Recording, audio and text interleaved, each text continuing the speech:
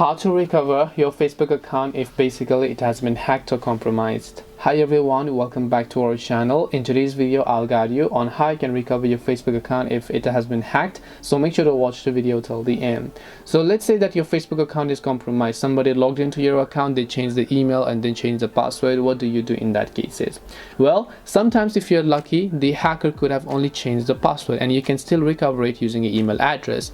Or even if they've changed the email address and password, if you had luckily added a phone number, you can still recover using your phone number. So let me show you how it works. I can just tap on login to another account, and what I will do is I'll simply select forgotten password option.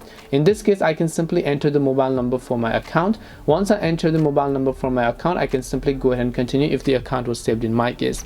In most cases also, Facebook is not going to let other people log in if it is a new location. Let's say you live in Nepal and somebody tries to log in from Canada or Russia, they will not let them log in because it is a new location, and at the beginning it is always going to ask you for a confirmation. So this is how it works.